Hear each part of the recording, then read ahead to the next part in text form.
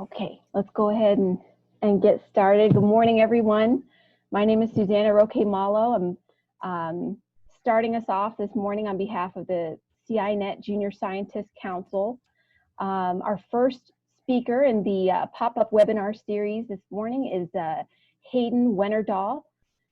He is a 2018 University of Illinois graduate from Natural Resources and Environmental Sciences. And he is a field researcher with the Illinois State Water Survey. So he's been a very valuable member of the Critical Zone team, conducting field research for the past 2 years. So he's going to talk to us today about some of the procedures and challenges of field data collection for the Critical Zone studies. So without further ado, Hayden, you want to take it away? Yeah. Can everyone see my screen? First of all, I think. We got it. All right. So I'm Hayden, and I'm just going to be talking to you today about the field work I do for the Critical Zones project. So the two main forms of data that we're collecting in the field are water samples for nutrient and sediment analysis, and then stage data, and we use that for storm reference to figure out which samples we need to pull from an event for processing. And for sediment, we're looking at sediment load that's being washed out of rivers. And we sample 5 sites on the Sangamon River and Goose Creek, which is a tributary that feeds into the Sangamon River. The main tools we use are monitoring software back in the office, primarily Grapher and LoggerNet, and I can show you a Grapher table a little bit later. And that's what we use to track events and just general site information like battery voltage and water temperature and things like that. And in the actual, at the actual sites, we use ISCO samplers. And those are big barrel drums with hoses that pull water out of the river. And then we use Campbell CR1000 and 850 data loggers. And those are connected to the ISCOs, and they feed data to Grapher and LoggerNet to track storm events. So when the water begins to rise, it will trigger the ISCO at a certain stage height to begin pulling water samples, so that the samples are contained to a specific event. So typically, the procedures I do in the field, frequent monitoring from the office is stage 1 for me. So usually multiple times a week, every day if possible, I'm on Grapher and LoggerNet tracking mostly battery voltage, making sure the stations are running properly, as well as bottle counts during an event to try and more efficiently plan my visits out to the field. So that I'm actually collecting full cases or as close to full cases as I can. That's just more limiting unnecessary mileage and visits.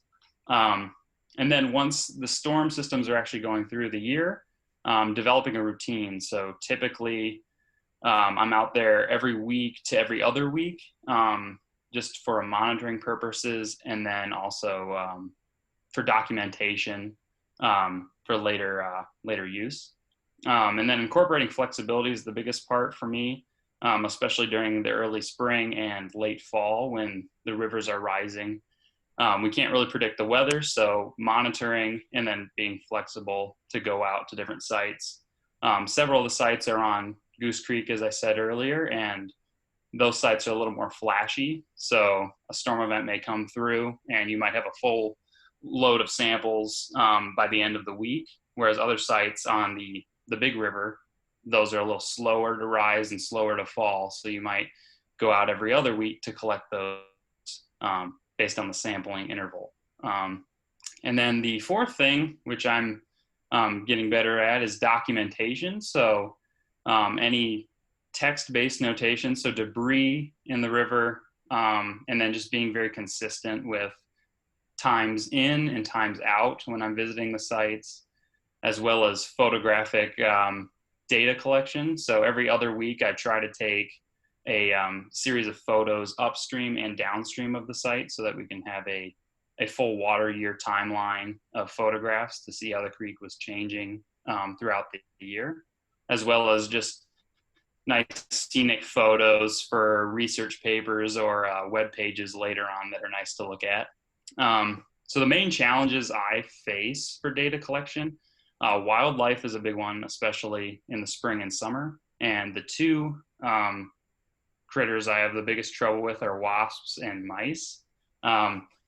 Mice are kind of a yearly thing. If you have any of these sites that are near agricultural land, the mice love to make their homes inside the barrels of the sampling units or the data boxes, things like that. So you just got to kind of stay on top of that, make sure they're not chewing any wires or impacting data collection. Wasps are the same, but thankfully wasps are usually only spring and summer months. But they're the same way. They like to make their nests inside the data boxes, and that can be real fun when you open the lid and a bunch of wasps fly out at you. But similar thing there, you're just going to keep those critters down so that they're not impacting data collection. The second thing, which is probably the more tricky to figure out, is the equipment failures. Typically, it's just a battery issue, which we can monitor through Grapher. So you can kind of see when a battery is fading out, and you might need to drive out there and check that, change one too. But when a sensor goes out, then it can be a little more tricky. You might have to spend most of the day troubleshooting or, bring it back to the office in the worst case scenario and order a new equipment. And the third one, luckily, is not super common, but we have had a couple incidents of human interference, so theft and vandalism. Earlier this year, we actually had a sensor stolen from one of our sites during the shutdown, and that ended up being a bit of a headache trying to get that replaced, but it's up and good now. And then vandalism, just people, goofing around, trying to, fishing near your site or, trying to pry one of the boxes open, and that can create, some issues there. So I'll move on to this. Let's see if I can get it to go forward. All right, here is a table. This is what the basic Grapher setup looks like. That top table is a site called DeLand, and that's on Goose Creek. And then the second graph is also a Goose Creek site called Buck's Pond, and it's projected near a USGS site, Monticello. So those two, the Monticello site is this purple bar here, and the Buck's Pond stage is this blue bar. And then the third is a Mahomet site on the Sangamon River, as well as a USGS site. And then the fourth is the ATF Allerton Trust Farm. That's in Monticello, Illinois, and that's a tile gauge. And this is tracking one event we had in January. And so you can see all these blue bars kind of correspond with each other with the rainfall, and they're all kind of peaking at the same time. And all these numbers that you're seeing, the black numbers on the stage, those are samples being taken. So we're able to record all this from the office, assuming everything's functioning optimally, and we can plan our visits out to the sites based on how many samples are being pulled. And then these light gray bars, those are the battery voltage. So you're able to track and see, make sure everything has enough power to actually pull and communicate all this data. Let's see, advance again. And then these are some scenic photos I was talking about. The one on the left is an older photo from Sangamon River in Mahomet, Illinois. And that was early fall. And then the one on the right is from this summer. It was towards sunset, so I was able to get that nice orange color. But these photos are valuable because they're used, in web pages and research photos they're not so bland to look at. They draw attention. And let's see. If I can get my mouse to go. Okay. And then here's some of the time-lapse photos I was talking about earlier. This is from Goose Creek, the DeLand site. And so the first one on the left, you can see is from June 3rd of 2020. And then the one on the right is from August. So it's about 2 months difference. And you can actually see the difference in the stage of the creek here. And eventually you'd get a full water year of data, photos out of this, and you can track how the creek flashes, falls, rises, etc., as well as any notable changes. Maybe a tree fell upstream and is now obscuring the flow, so that might be a thing you need to take care of later on. And then, let's see. And the final set of documentation that I like is installations and equipment. So these are 3 different series of photos.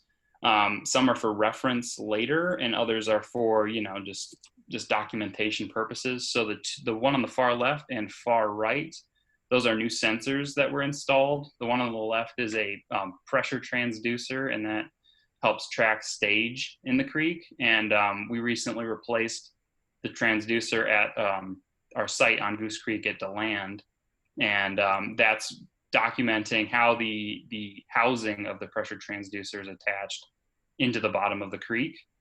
So if someone someone in the future was to look back at this and they, weren't quite sure how it was to go on that pipe, they'd be able to look at these photos and, identify and accurately install a new sensor if they weren't quite sure. And then the one on the far right is our new wind sensor at the Allerton Trust Farm site. That was stolen over the shutdown in March through May. And that's the new sensor there, and it's feeding into our data logger box. And then the one in the center is just, a fun picture of field staff working on a site, and that's actually me. And yeah, let's see if I can, yep, and that's about it for me, I think. Thank you so much. I want to open it up to anyone. If you have questions or comments, please just, I think y'all can unmute yourself, but please jump in. Yeah. So can I quickly ask something? Yeah.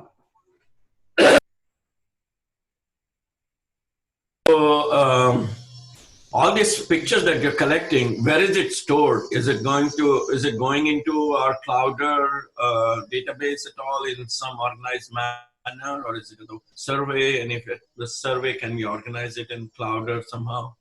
Yeah, at the moment, we're having them stored into a Google Drive, but we're currently working on an Access database that will eventually have all of these photos organized by site and date and location that you can just pull if you just wanted all of one site's downstream photos, you would be able to find that.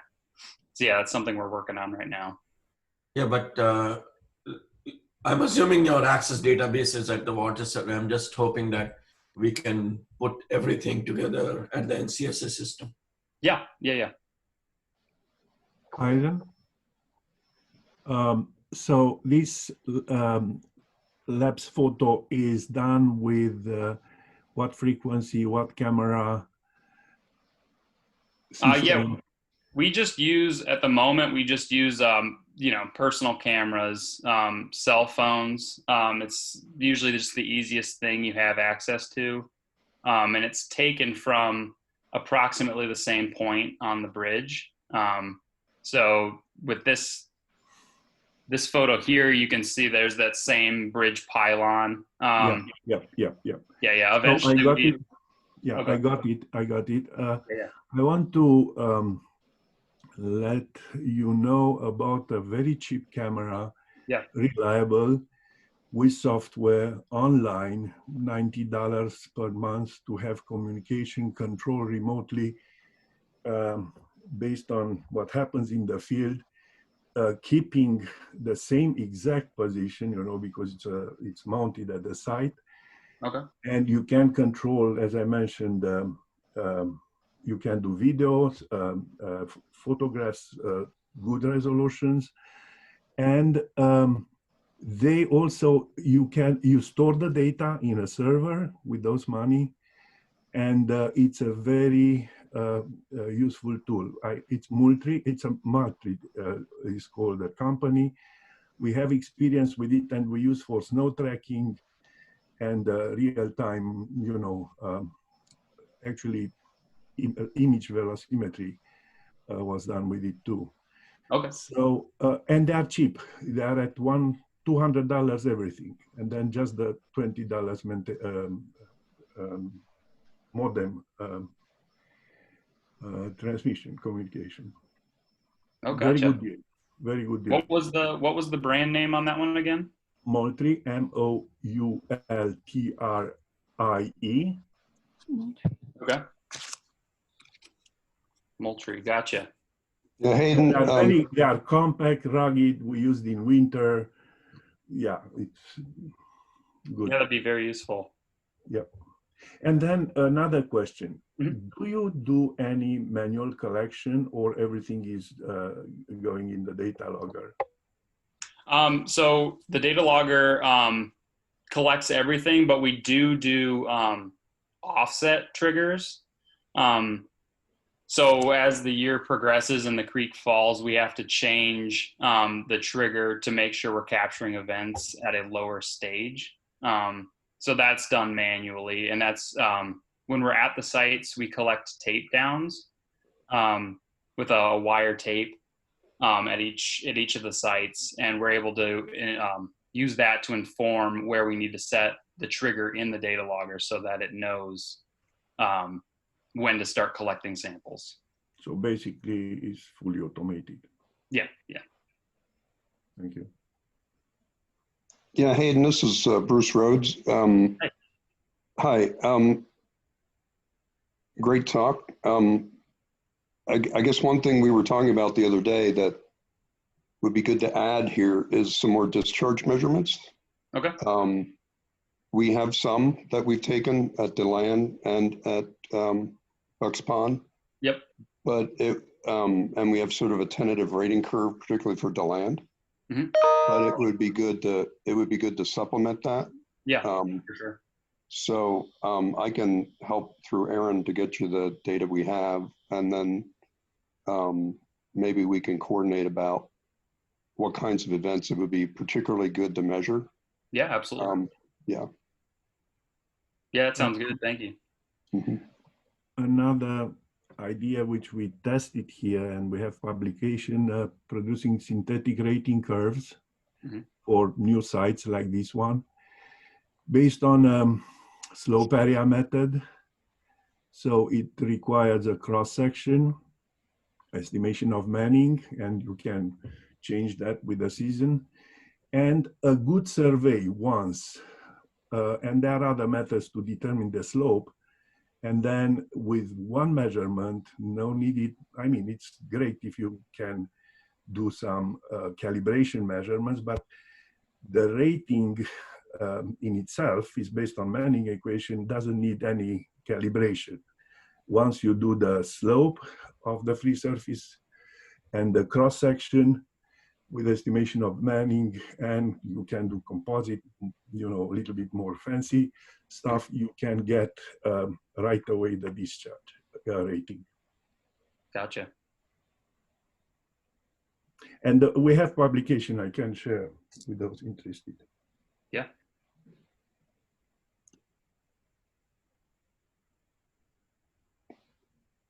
Hayden, are we sampling, doing the bottle sample or ISCO sampling at the Allerton Trust Farm site? I didn't see them in the markers on slide 2. I didn't see any sample markers in there. Was it because it was winter, or what is going on? Yeah, so we recently updated the operating system at Allerton Trust Farm, so it wasn't tracking actual bottle count. So this is a little bit older graph from January. We updated that operating system, I think, in July. So that's why you're not seeing those numbers there. Okay, cool. Yeah. Thanks. Could you go back one slide? Yeah. Slide 1 or Yeah. yeah. So in this thing, when you say it's frequent monitoring from the office, Mhm. do you have to actually remember to look into this, or is there a trigger email or text message that comes about saying, hey, something is not working or something like that? Yeah, I mean, for LoggerNet, there's a function that'll send you an email or text when samples are being taken. I don't believe we've ever had that. Working. So it's really just something you have to work into your schedule and remember to do. Just to check that every day, every other day. Because at the Allerton Trust Farm, when it was set up, I don't know if it's still doing that. It used to send out an email when all the 24 bottles were full. Yeah. As a reminder, is it still doing that or no?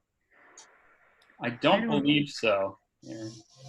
I don't know, because I've never received any of those emails, because I don't think I was involved with that, but we can look into that if that's something you want. And also we can add other people to receive those emails as well. So Aaron, remember though Receive those and then they Oh, wait, stop. wait. no, this is Laura. I do have, Yeah, yes. we do have problems with that. We had the system running with one of our other projects some time ago, and we had to set up. I think we had a Yahoo account or email account and stuff. Mm-hmm. And the problem now is that these email servers are getting a little wise as to where email pings are coming from, and so they've been dropping the email messages to us. So they recognize that again, emails coming from the data logger that's not really a static, well, it is a static IP, but it knows it's not coming from a real person. And so they dump the email messages. It's only recently we've been able to get a couple of the stations from our Kaskaskia project to come through. But we were trying to do this in the early days of CZO, and we had to kind of give up on dealing with like Yahoo, Google, everybody, just not allowing the emails to go through their filters. Would it help for us to get a CINet email under Illinois, CINet@illinois.edu, which several people have access to and which we can use for these purposes?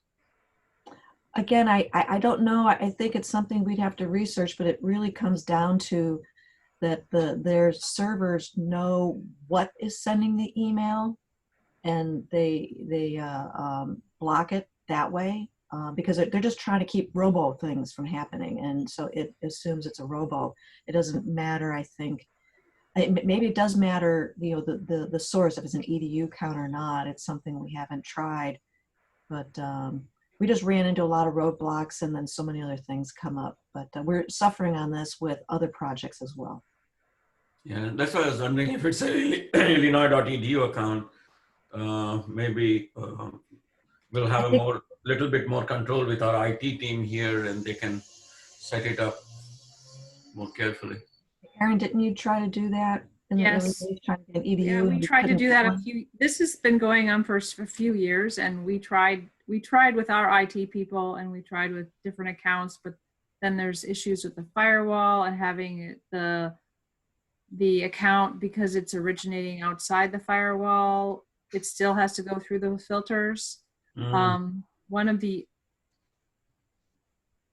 other, because the data does download every hour, the other angle to go to this is that to have some algorithms running to look at the data and then send a message from inside the firewall saying this is what's happening to the data, or there's, you know, setting a flag, you know, so many bottles have been collected at this site, or, you know, voltage issue at this site, and it would send an email. But, you know, I just haven't had time to do all that. I mean, that would take time, and I just don't. Sorry. Can anybody hear me? Yeah. Hi. Hi, good morning, Steve Sargent here. Morning. Steve.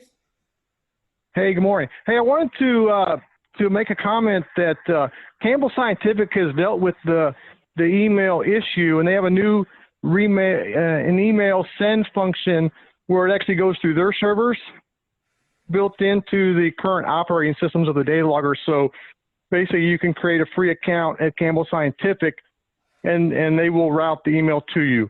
So it takes, you know, most of the issues out of play. So it's a super simple to have it send emails. Works very well. Is that really free, or I thought it was you had to be using their service? No, it's free. That was mine. So it is free.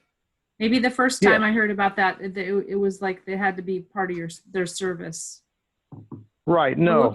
I'll No, look it's into not. that, Steve. Thanks. Yeah, if you look, it's a new instruction they came out with. I believe it's called email relay or email send relay, Okay. and it tells you how to do that. And you just punch in their server, and Okay. it basically simplifies the process. That would be great if that was the case. Okay. Because we spoke with them extensively with this issue when we first ran into it. Because we had all our stations reporting all the time, sending emails all the time, every single sample, and it was great. And then all of a sudden Right. there was a switch, and like now only 3 of our other stations even send stuff. Okay. So Well, I mean, one worked thing. hours and To, hours. So okay, but I'm glad they've come up with something new. well, can I interject again? Yes. So I programmed the Allerton Trust site, and I configured the emails to go out, and it was working. And at some point, it stopped working, and I wasn't really involved in it. And at another point, there was an issue at the site. I went out there. I noticed that the cell modem, the baud rate had been reduced to 9600 on the data logger. And when I turned that back full up to 115K, within that day, it started sending out email messages again. Oh, okay. So that was, at least for the Allerton Trust site, the reason it wasn't sending emails was because the modem had gotten configured incorrectly. All right. Because Thanks, Steve. So just FYI, yeah.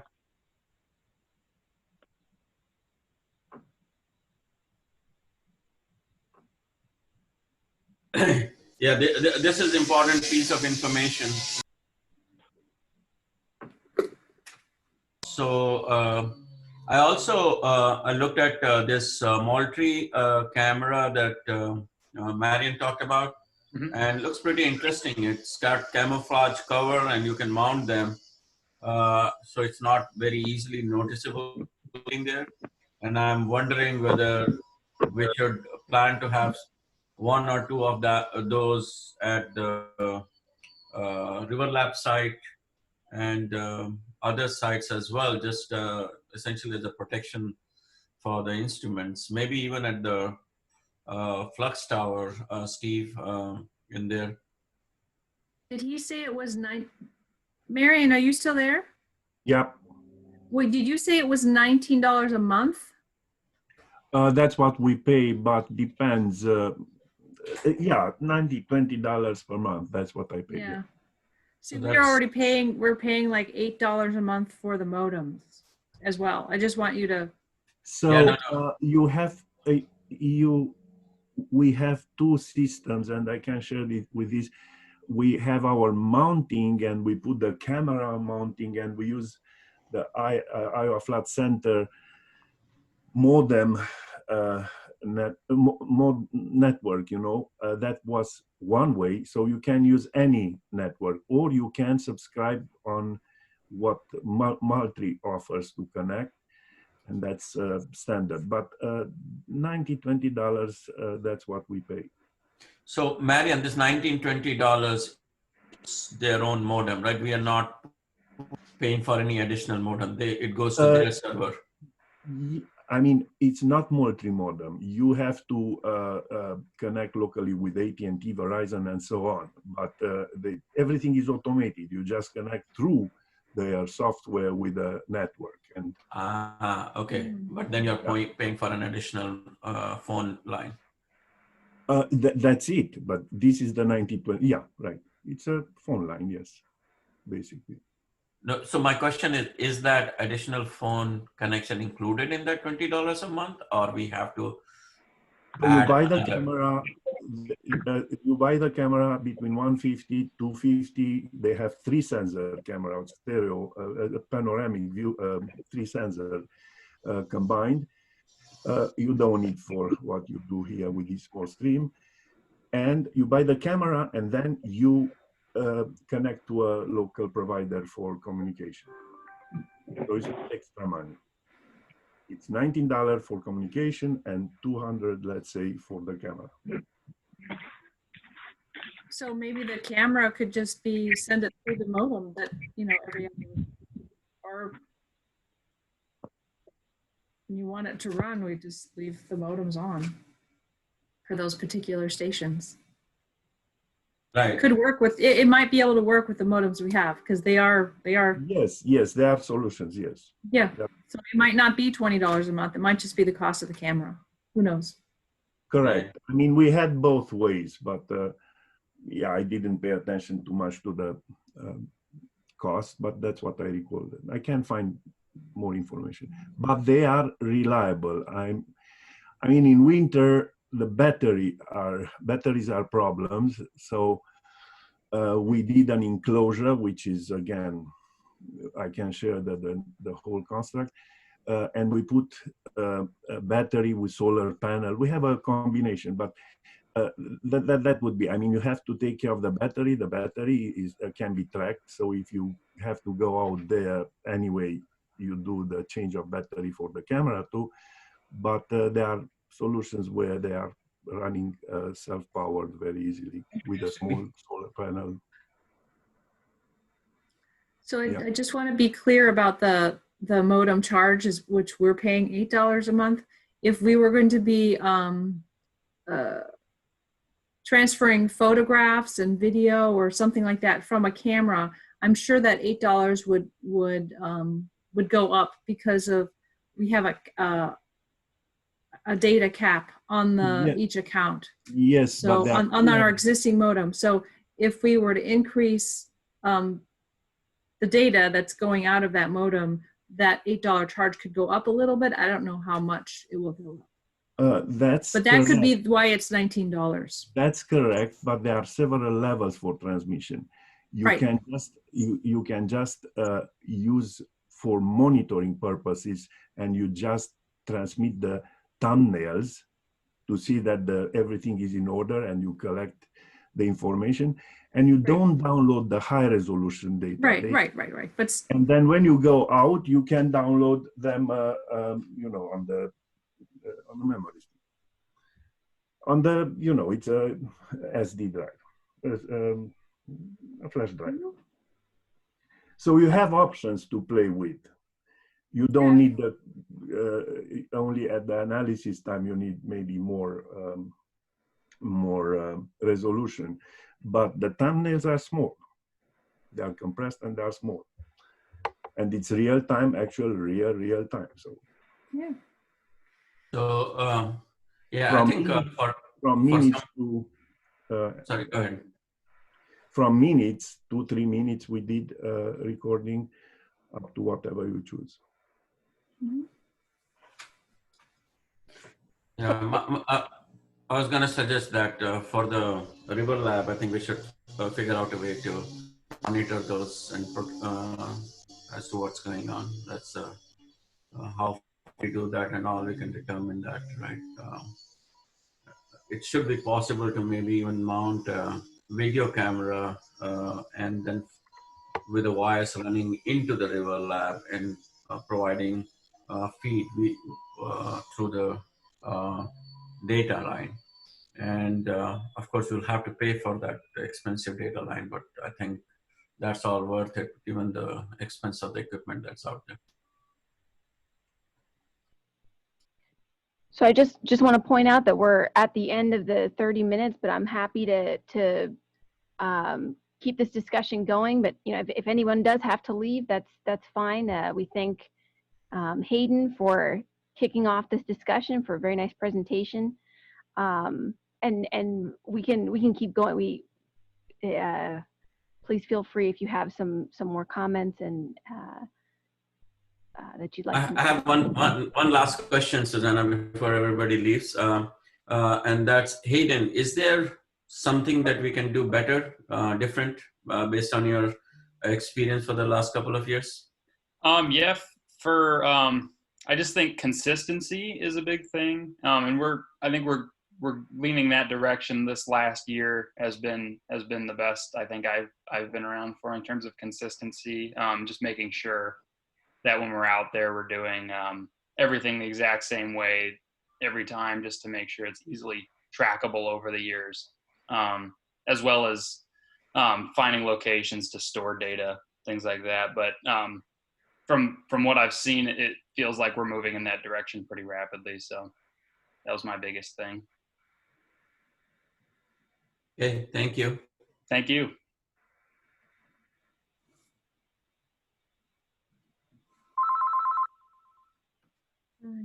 Yes. Okay, if there aren't any more comments, thank you so much, Hayden. This is a great discussion, very nice presentation. We appreciate having you. Yeah, thanks everybody for all the questions and discussion. Thanks, y'all, and we'll see you next time. Yeah. Bye. Bye.